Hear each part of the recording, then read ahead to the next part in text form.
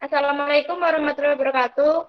Kami dari kelompok 6 dengan nama kelompok 1 Rosida Pujiati NIM 013, 2 Saitri Dwi Prastiani NIM 014, kemudian Arun Dewi NIM 015 akan mempresentasikan hasil review jurnal internasional kami yang berjudul Comparative Study of Artificial Neural Network and Adaptive Neurophagy Interference System atau ANFIS Model in Distributor System with Non-Deterministic Input. Summary.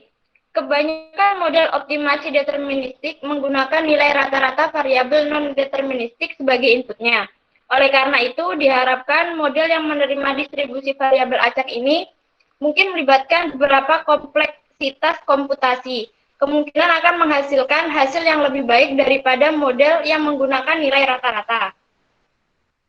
Jaringan syaraf tiruan atau JST merupakan teknik dasar untuk memecahkan suatu masalah skolastik yang kompleks. Dalam penelitian ini, JST dan ANFIS telah diterapkan untuk pemodelan dan mengoptimalkan distribusi produk dalam berbagai sistem transshipment perangkat. Dua parameter input, yaitu permintaan produk dan biaya unit pengiriman, dianggap tidak deterministik dalam masalah ini. Jadi, solusi ANFIS dan JST dibandingkan dengan SIP klasik. Total biaya distribusi yang optimal menggunakan model klasik dalam periode investigasi adalah sebesar Rp6.332.304. Dalam mencari sebuah solusi yang lebih baik, JST diuji dan divalidasi. Pendekatan ini mampu mengurangi biaya sebesar Rp4.179.500. Sedangkan untuk pendekatan ANFIS sendiri mengurangi biaya menjadi Rp4.053.661. Ini menunjukkan bahwa 34% dari biaya operasi saat ini dihemat menggunakan model ANN atau jaringan syaraf tiruan. Sementara 26% dihemat apabila kita menggunakan model ANFIS. Hal ini menunjukkan bahwa hasil yang diperoleh dari metode ANFIS tampak lebih baik daripada ANN. Model ANFIS juga mampu menyesuaikan nilai input dan output variabel dan parameter untuk mendapatkan solusi yang lebih baik. Preview study. Masalah transshipment memungkinkan perpindahan barang dari beberapa titik ke beberapa tujuan. Kemudian, kemungkinan pengiriman melalui beberapa sumber atau beberapa titik akan memberikan manfaat biaya. Model seperti ini adalah generalisasi lebih lanjut dari model transportasi karena model ini menghasilkan solusi yang lebih baik daripada masalah transportasi pada umumnya. Transshipment itu sendiri bersifat deterministik dan menjadi non-deterministik polynomial time atau NP. Dengan membuat beberapa parameter non-deterministik akan menjadikan solusi menjadi lebih sulit. Namun, pada model deterministik hanya menggunakan nilai perkiraan atau rata-rata parameter. Non-deterministik dalam parameter itu merupakan sebuah masalah. Sementara secara tradisional, variabel non-deterministik telah diwakili dalam bentuk skolastik. Kemudian, kemajuan terbaru dalam kecerdasan buat ini telah membawa penggunaan model fuzzy. Solusi untuk model variabel non-deterministik dari sebagian besar model telah diwakili dalam bentuk skolastik. Solusi untuk model skolastik masalah pemrograman linear atau LPP, misalnya menggunakan berbagai teknik mengimitasi blok terpisahan variabel. Sementara representasi memanfaatkan operasi fuzzy dan teori aritmatika fuzzy. Kemudian artikel ini menyajikan solusi untuk masalah transshipment dengan berbagai variabel input non-deterministik untuk memperkirakan nilai solusi non-deterministik, permintaan dan biaya unit distribusi produk dianggap tidak deterministik dan diselesaikan melalui model adaptif. Model jaringan model jaringan saraf tiruan digunakan untuk menyelesaikan model dengan variabel permintaan dan biaya skolastik. Perbedaan utama dalam solusi model ini adalah dalam paradigma pelatihannya sendiri. Data dalam kedua kasus dipisahkan ke dalam pelatihan dan sampel uji, dan kinerja sampel uji dalam kedua kasus itu yang beragam. Tidak ada penulis yang dikenal dalam fungsi logistik dalam pengiriman barang secara khusus yang telah membandingkan kualitas solusi yang diperoleh dari dua paradigma. Kemudian bagian selanjutnya adalah artikel yang membandingkan kinerja model JT dengan model-model dalam berbagai konteks. Metode. Di sini menggunakan dua metode yaitu jaringan syaraf tiruan dan ANFIS atau Adaptive Neurophagy Inference System. Jaringan syaraf tiruan sendiri merupakan pemroses informasi yang meniru cara kerja otak manusia, yaitu bentuk neuron sel syaraf. Karena kelebihan ini, JST dapat dipakai untuk mengenal pola tertentu. Pada penelitian ini, pola notasi aritmatika, JST yang dipakai dengan metode perceptron. Kemudian ANFIS. ANFIS merupakan salah satu algoritma yang menggabungkan sistem fuzzy dengan sistem jaringan syaraf tiruan. Adaptive Neurophagy Inference System atau ANFIS diperkenalkan oleh Zhang pada tahun 1993. Dasar dari penggabungan adalah kelebihan dan kekurangan dari masing-masing sistem. Kelebihan utama dari jaringan syaraf tiruan adalah dapat mengenali sistem melalui proses pembelajaran untuk memperbaiki parameter adaptif. Kemudian sistem fuzzy mempunyai konsep yang mirip dengan konsep berpikirnya manusia. Kedua metode tetap menggabungkan prinsip machine learning. Kinerja JST dan ANFIS. JST dan ANFIS telah dibandingkan dalam banyak hal, akan tetapi dalam sistem mekanis. Dalam penelitian ini, metode dukungan vektor mesin atau SPM, ANFIS, dan JST dibandingkan.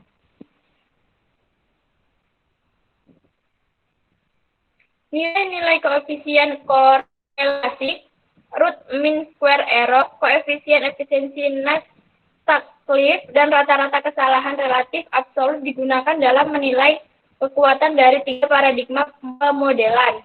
Hasilnya menunjukkan bahwa ketiga teknik itu cukup baik. Sementara SPM mengungguli ANN dan ANFIS.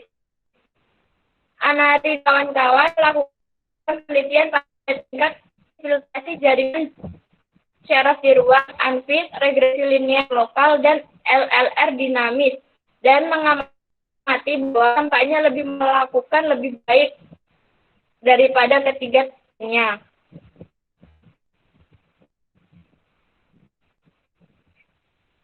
Sementara masalah transkrip telah diselesaikan dengan menggunakan sejumlah heuristik dan meta-heuristik. Sulit menemukan dan diselesaikan dengan menggunakan kecerdasan buatan. Bagian besar model transshipment yang disajikan baru-baru ini dilakukan dengan tema cross-docking. Agustina dan kawan-kawan mempresentasikan ringkasan pekerja terbaru yang dilakukan transshipment.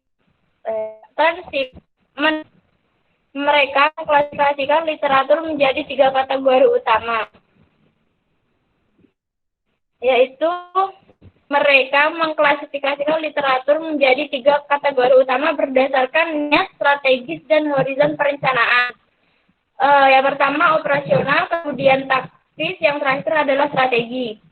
Di tingkat operasional, dua masalah utama yang dibahas adalah tentang solusi pemrograman linier. Di tingkat operasional, dua masalah utama yang dibahas adalah tentang penjadwalan lintas docking dan salah penugasan pintu dermaga. Pendekatan solusi yang paling umum adalah varian Johnson yang dimodifikasi. Teknik solusi pemrograman linier yang dimodifikasi dan meta-heuristik keputusan tingkat taktis berfokus terutama pada keputusan tata letak fasilitas, dan jumlah masalah yang diselesaikan menggunakan meta heuristik. Kemudian pada jurnal kali ini membahas studi kasus ada perusahaan pembotolan minuman.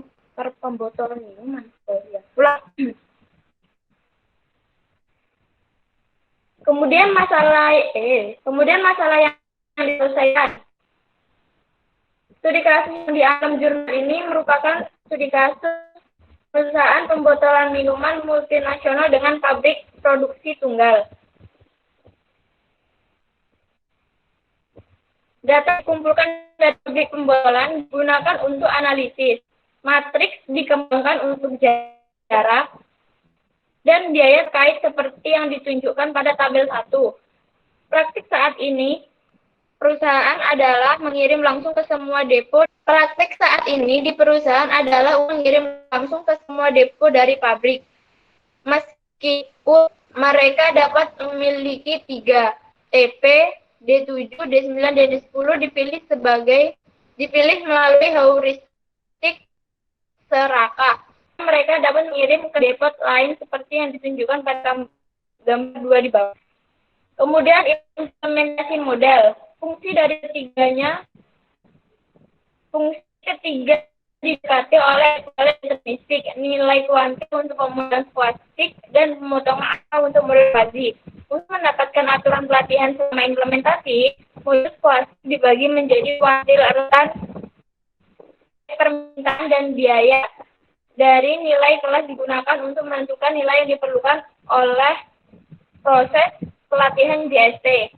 Nilai-nilai linguistik terkait untuk model artis didefinisikan, dan nilai-nilai alfa yang berbeda didefinisikan menggunakan aturan fuzzy yang kemudian dikembangkan, dan nilai-nilai sesuai dengan variabel linguistik ditentukan konsisten dengan teorema dekomposisi fuzzy. Dalam menerapkan model JST, model umpan maju dengan backpropagation memiliki 4 input neuron, seperti pada gambar berikut.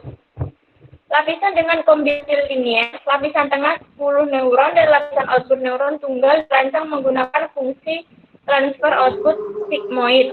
Model ini dilatih dengan MATLAB Toolbox menggunakan algoritma gradient descent. Mean Square Error atau MSE dipilih sebagai fungsi kinerja. Lanjut, kemudian neuron standar tipikal terdiri dari serangkaian sinapsis, masing-masing ditandai oleh berat atau kekuatan koneksi. Ini juga terdiri dari bias atau penjumlahan persimpangan dan persimpangan aktivasi. Jumlah total neuron UK diperoleh dengan menggabungkan semua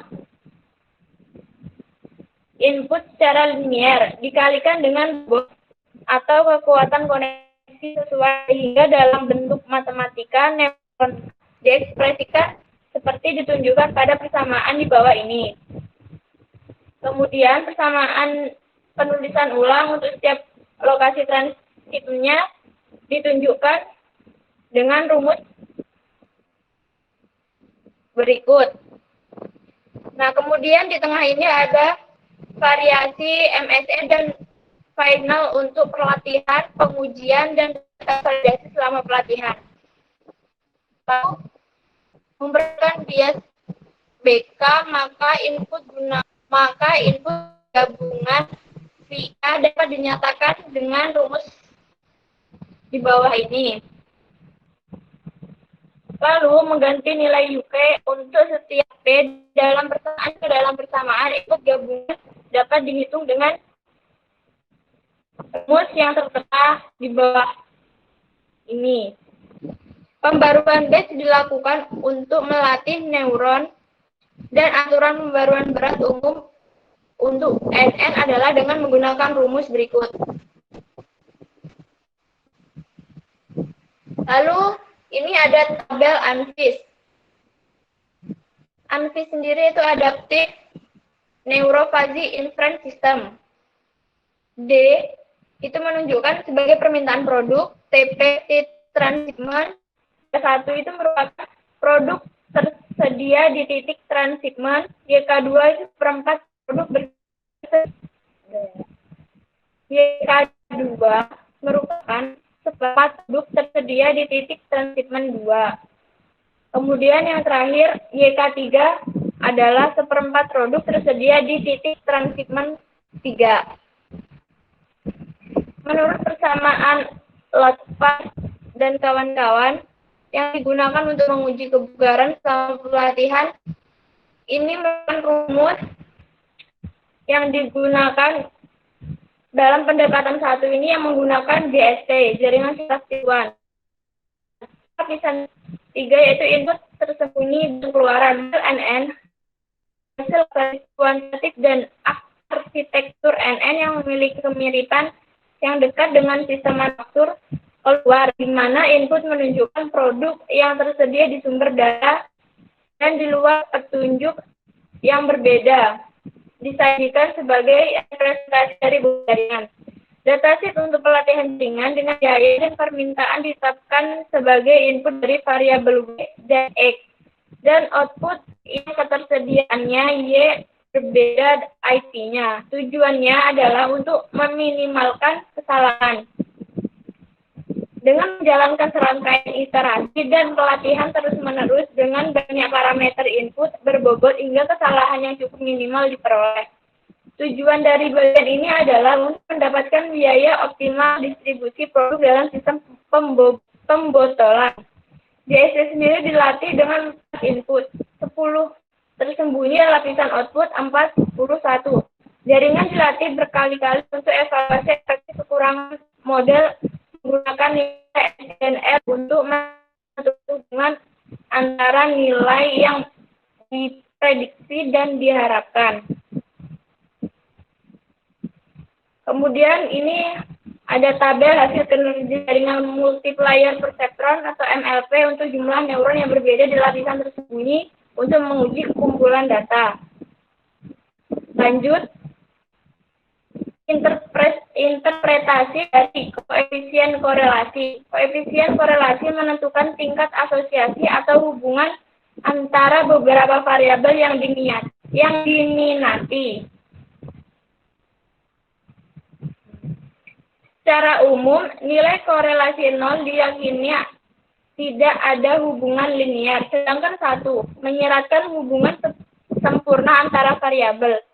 Ada aturan untuk menafsirkan nilai R2, tetapi nilai lebih besar dari 0,7 dan kurang dari 1 dapat dianggap sebagai substansial untuk berjasa dan untuk datasheet yang cukup besar. Iterasi kontinu atau pemurnian. Parameter berat dilakukan untuk mendapatkan model dengan kecocokan terbaik. Iterasi dilakukan beberapa kali dan untuk mendapatkan nilai terbaik seperti yang ditunjukkan pada tabel di bawahnya nanti. Terlepas dari nilai ke-11, nilai-nilai lain memiliki nilai MSS yang tinggi untuk pelatihan, validasi, dan pengujian. Solusi terbaik untuk sistem TST yang diprogramkan diperoleh dari putaran ke-11 dengan nilai MSE, nilai MSE minimal. Model JST pada tahap percobaan pertama dilatih dengan 50 data dan di mana 15 terbaik ditunjukkan pada tabel 3. Ini dilakukan untuk menguji efektivitas alat. Kemudian lanjut, ini merupakan tabel dari ANN. Lalu ini adalah bagian iterasi akhir memberikan hasil yang kemudian ini ada gambar iterasi akhir yang memberikan hasil memuaskan seperti ditunjukkan pada gambar ini. Kemudian lanjut ke pendekatan kedua dengan menggunakan ANFIX.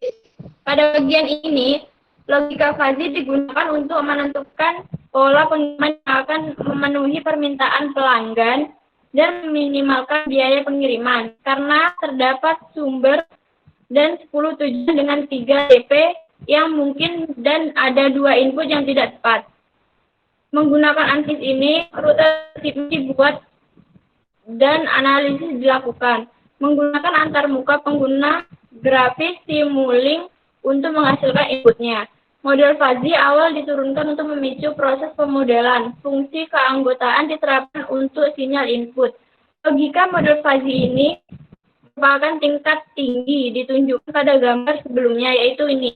Fungsi keanggotaan atau MF pada input dan output akhir dari logika ANSYS kemudian didefinisikan sehingga aturan yang sesuai dapat dikembangkan untuk pelatihan seperti yang ditunjukkan pada gambar di samping.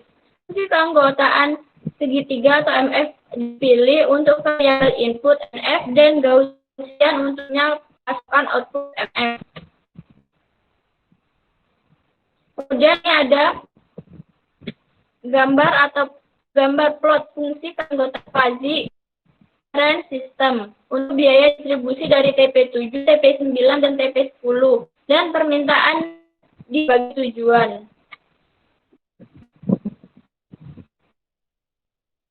Lalu menampil aturan menggunakan kritisasi input segitiga kontinu untuk mengambil potongan alfa untuk menghasilkan input fuzzy ditunjukkan pada gambar di atas. Ini merupakan rule untuk pasokan input dan outputnya. Kemudian aturan-aturan ini ditunjukkan dalam lampiran lokasi yang disajikan pada berikut. Aturan-aturan ini ditunjukkan dalam lampiran alokasi akhir disajikan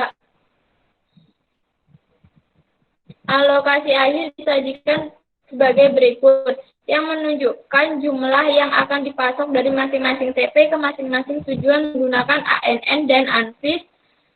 Perlu dicatat bahwa masing-masing TP memasok sendiri. Nah,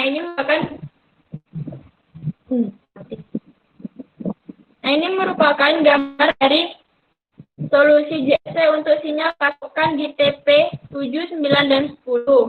Kemudian angka solusi optimal ANSYS-nya itu yang bawahnya ini.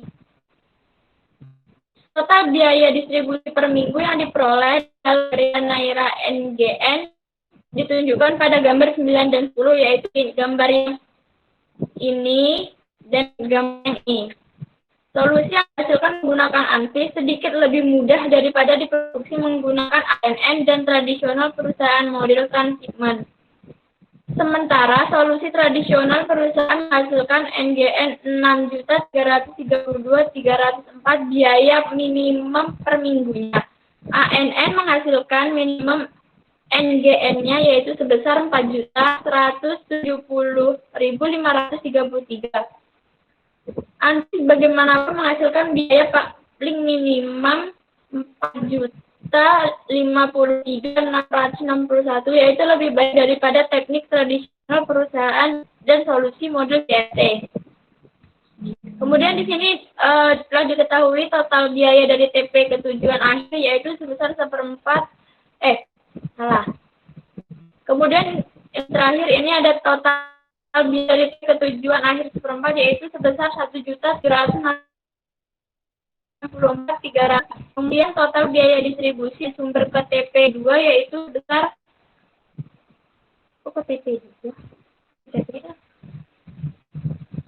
Kemudian total biaya distribusi dari sumber TPS yaitu sebesar 2.289.327. Total biaya distribusi dari seluruh sistemnya ditunjukkan pada perhitungan berikut. Baiklah, di sini saya akan mempresentasikan untuk program dengan menggunakan metode ANSYS. Yang pertama, kita harus menyiapkan datasheet terlebih dahulu yang nantinya akan dijadikan satu dalam satu folder. Kemudian ini nanti ada bagian shuffling data, apply ANSYS to data, dan kalkulasi error yang ada. Langsung saja kita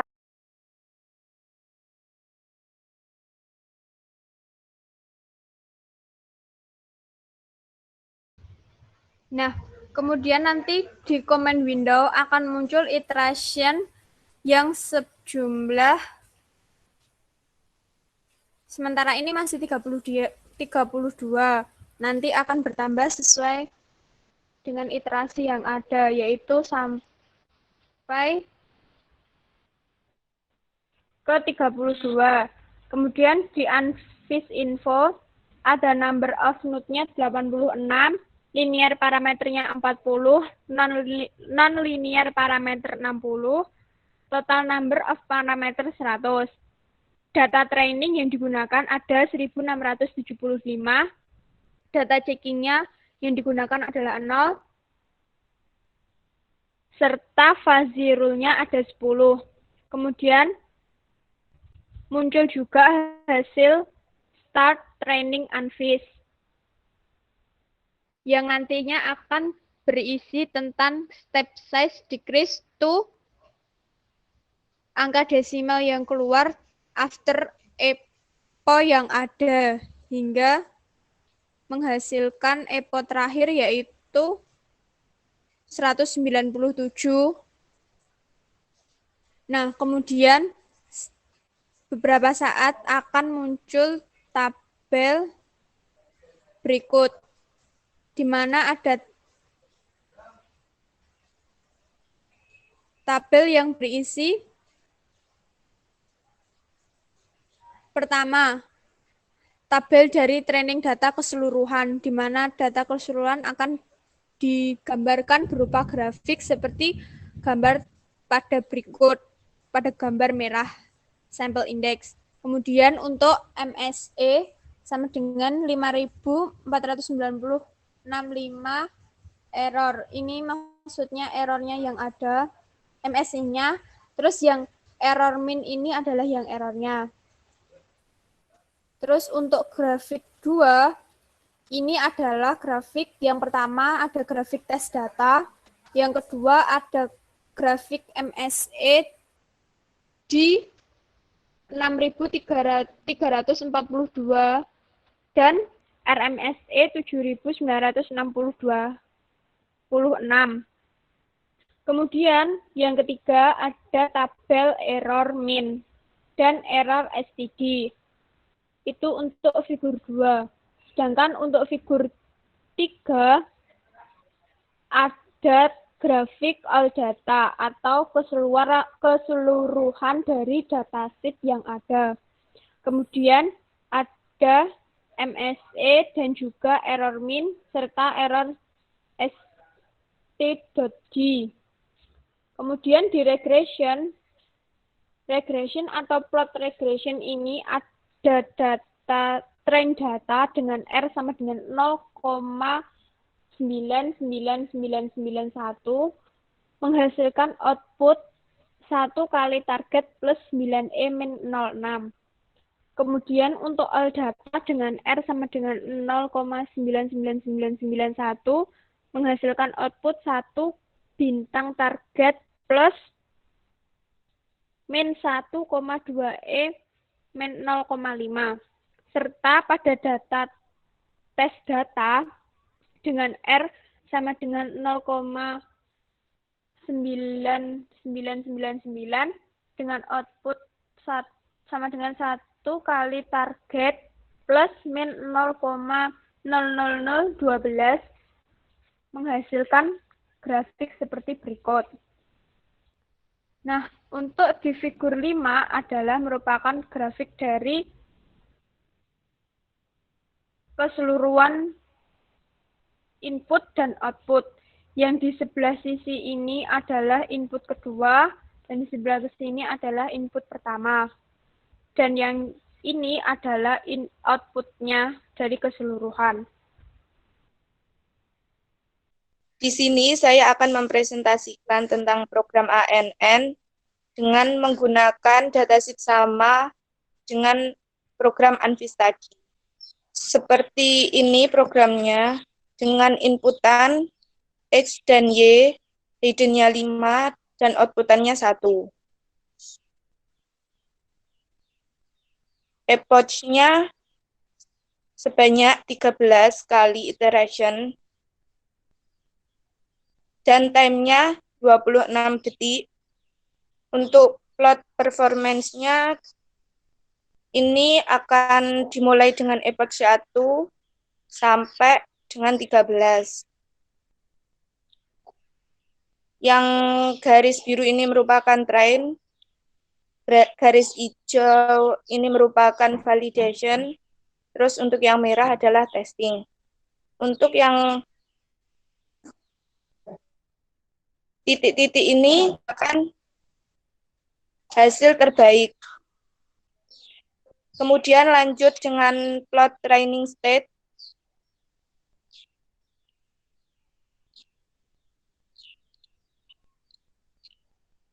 Dengan hasil seperti ini, yang performance-nya ini juga lanjut karena mengikuti dengan training state. Lanjut ke plot time series response. Ini hasil dari response of output element 1 for time series 1. Ini merupakan output dan targetnya. Yang titik-titik biru ini training target, terus yang plus biru ini training output, yang titik-titik hijau validation target, yang plus hijau ini validation output. Untuk yang titik-titik merah ini test target, titik-titik, dan untuk yang plus merah ini test output. Di sini errornya terdapat pada garis oranye. Selanjutnya ke plot error autocorrelation. Ini yang biru-biru merupakan correlation. Terus yang garis hitam ini zero correlation. Untuk yang titik-titiknya confidence limit.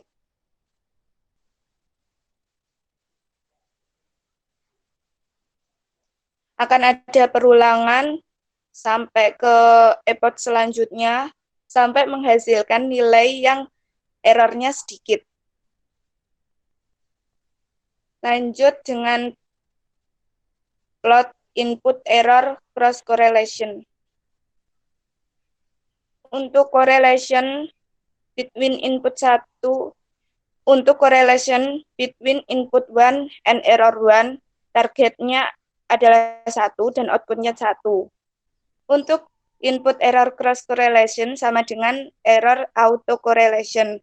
Kalau untuk autocorrelation itu menuju plus, kalau yang input error cross correlation itu menuju min. Jadi hasilnya itu ke bawah dan ke atas. Untuk yang ini, 0 ini tetap untuk jadikan acuan. Yang berganti itu yang min dan plus. ANN seperti ini. Semua akan mengikuti epoch selanjutnya. Epoch dimulai dari 1 sampai menghasilkan error yang lebih kecil. Untuk hasilnya juga dapat dilihat di command from seperti ini. Untuk MSRE, ini errornya kecil, terus sampai benar-benar tidak ada error atau 0. Jadi kesimpulannya adalah model ANN dan ANFIS telah berhasil diterapkan untuk memecahkan masalah pengiriman dengan permintaan variabel input dan permintaan non-biaya.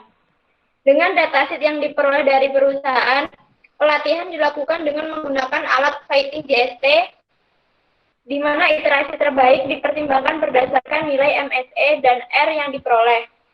Model ini mampu menyesuaikan parameter berdasarkan serangkaian